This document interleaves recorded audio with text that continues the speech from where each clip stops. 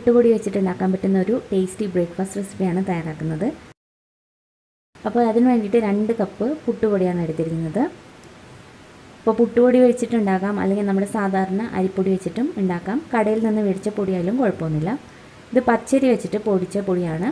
അപ്പോൾ അതുകൊണ്ട് തന്നെ ഇതിലേക്ക് കുറച്ച് ചോറും കൂടി ചേർക്കുന്നുണ്ട്. പുട്ടുപൊടി പൊടിക്കുന്ന സമയത്ത് പുഴുങ്ങലരിയും പച്ചരിയും കൂടി ചേർത്തിട്ടാണ് പൊടിച്ചെങ്കിൽ ചോറിൻ്റെ ആവശ്യം വരുന്നില്ല. പച്ചരി കൊണ്ട് പൊടിച്ച പൊടിയാണെങ്കിൽ ചോറ് ചേർക്കണം. അപ്പോൾ ഇവിടെ 1/2 കപ്പ് ചോറാണ് ചേർത്തത്. 2 കപ്പ് പുട്ടുപൊടിക്ക് 1/2 കപ്പ് ചോറ്, അതേപോലെ 1/2 കപ്പ് തേങ്ങയും കൂടി ചേർക്കുന്നുണ്ട്. പിന്നെ 1/2 ടീസ്പൂൺ ചെറിയ ജീരകം, പിന്നെ 6 ചെറിയുള്ളി. ഇത് ഇത്രയും കൂടിയിട്ടാണ് നമുക്ക് വേണ്ട കാര്യങ്ങൾ. കുറച്ച് വെള്ളം കൂടി വെച്ച് ഇതൊന്ന് മിക്സ് ചെയ്തെടുക്കാം. അപ്പോൾ ഇത് കുറച്ച് കൂടുതലുള്ള കൊണ്ടാണ് ഇതുപോലെ പാത്രത്തിലിട്ടൊന്ന് മിക്സ് ചെയ്തതിന് ശേഷം അരച്ചെടുക്കുന്നത്. 1 കപ്പൊക്കെയാണ് എടുക്കുന്നതെങ്കിൽ നേരിട്ട് തന്നെ മിക്സിയിലിട്ട് അരച്ചെടുത്താൽ മതി. 2 കപ്പ് പൊടി നമ്മൾ ചേർത്ത് അരയ്ക്കുമ്പോൾ കുറച്ച് ബുദ്ധിമുട്ടാണ്. അപ്പോൾ ഇതുപോലെ ആദ്യം തന്നെ ഒന്ന് വെള്ളം ഒഴിച്ച് മിക്സ് ചെയ്തതിന് ശേഷം അരച്ചെടുക്കുമ്പോൾ കുറച്ചും കൂടി എളുപ്പത്തിലാവും. അപ്പോൾ അതിന് വേണ്ടിയിട്ടാണ് ഇതുപോലെ പാത്രത്തിലിട്ട് മിക്സ് ചെയ്യുന്നത്. ഏകദേശം ഒരു 2.5 മുതൽ 2.25 കപ്പ് വെള്ളം വേണ്ടി വരും നമുക്കിത് അരച്ചെടുക്കാനായിട്ട്. ഒരുപാട് ലൂസാക്കി അരയ്ക്കരുത്, നമ്മൾ സാധാരണ ദോശമാവിൻ്റെ പരുവത്തിൽ ആക്കിയെടുത്താൽ മതി. അപ്പോൾ നമ്മൾ നന്നായിട്ടിത് മിക്സ് ചെയ്തെടുത്തിട്ടുണ്ട്. ഇനി ഇത് അരച്ചെടുക്കാം. അപ്പോൾ ഇതുപോലെ നല്ല നൈസായിട്ട് അരച്ചെടുക്കുക. അപ്പോൾ ഇത് 2 ബാച്ചായിട്ടാണ് നമ്മൾ അരച്ചെടുക്കുന്നത്. അപ്പോൾ ഇതിനി ഒരു ബൗളിലേക്ക് മാറ്റാം. ഇനി ബാക്കിയുള്ളതും കൂടി നമുക്ക് ഇതേപോലെ തന്നെ അരച്ചെടുക്കണം. അപ്പോൾ നമ്മൾ 2 ബാച്ചായിട്ട് അരച്ചെടുത്തിട്ടുണ്ട്. ഇനി ആവശ്യത്തിന് ഉപ്പും കൂടി ചേർത്തിട്ട് മാവ് നല്ലപോലെ ഒന്ന് മിക്സ് ചെയ്തെടുക്കാം. അപ്പോൾ ഈ ഒരു പരുവത്തിൽ വേണം നമ്മൾ മിക്സ് ചെയ്തെടുക്കാനായിട്ട്. ഇനി ഇത് നമ്മൾ റെസ്റ്റ് ചെയ്യാൻ വേണ്ടിയിട്ട് വെക്കണം. അപ്പോൾ രാത്രി തന്നെ ഇതുപോലെ മാവ് അരച്ച് വെച്ചാൽ രാവിലെ നമുക്ക് ഉണ്ടാക്കിയെടുക്കാൻ പറ്റും. മാക്സിമം 8 മണിക്കൂറെങ്കിലും മാവ് നല്ലപോലെ പുളിച്ച് കിട്ടണം, എന്നാലേ റെഡി ആവുള്ളൂ.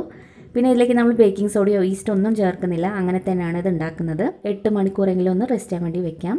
ഇതിപ്പോൾ മാവ് നല്ലപോലെ ഫെർമെൻറ്റായി കിട്ടിയിട്ടുണ്ട്. ആ പാത്രത്തിൽ നിന്ന് വേറൊരു പാത്രത്തിലേക്ക് മാറ്റിയിരുന്നു. അപ്പോൾ മാവ് നല്ലപോലെ ഫെർമെൻറ്റായി വന്നിട്ടുണ്ട്. പിന്നെ ഇത് ഒരുപാടങ്ങ് പൊന്തി കിട്ടുമെന്നില്ല കേട്ടോ, ഇങ്ങനെ തന്നെ ഇരിക്കും. പക്ഷേ മാവ് നല്ലപോലെ പുളിച്ചിട്ടുണ്ട്, നിങ്ങൾക്ക് കണ്ടാൽ തന്നെ മനസ്സിലാവും. കണ്ടില്ല, നല്ലപോലെ തന്നെ മാവ് ഫെർമെൻറ്റായി കിട്ടിയിട്ടുണ്ട്. ഇനി ഇതിലേക്ക് കുറച്ചും കൂടി ഒരു ടേസ്റ്റിന് വേണ്ടിയിട്ട് പഞ്ചസാര ചേർക്കുന്നുണ്ട്. അത് ഓപ്ഷണലാണ്, വേണമെങ്കിൽ മാത്രം ചേർക്കുക. അപ്പോൾ 1 ടീസ്പൂൺ പഞ്ചസാരയാണ് ചേർക്കുന്നത്. അതും കൂടി ചേർത്ത് മിക്സ് ചെയ്തെടുക്കാം. വേറെ ഒന്നും നമ്മൾ ചേർക്കേണ്ട, ഈസ്റ്റോ ബേക്കിംഗ് സോഡയോ ഒന്നിൻ്റെ ആവശ്യം വരുന്നില്ല. ഇങ്ങനെ തന്നെ നമുക്ക് ഉണ്ടാക്കിയെടുക്കാൻ പറ്റും. നമ്മുടെ മാവ് റെഡിയാണ്. അപ്പോൾ നമുക്കിത് ഉണ്ടാക്കിയെടുക്കാം. ഇരുമ്പ് ചട്ടിയിൽ ഉണ്ടാക്കാം, അല്ലെങ്കിൽ നോൺ സ്റ്റിക്കിൻ്റെ പാനിലായാലും മതി. രണ്ടിലും നന്നായിട്ട് തന്നെ കിട്ടും.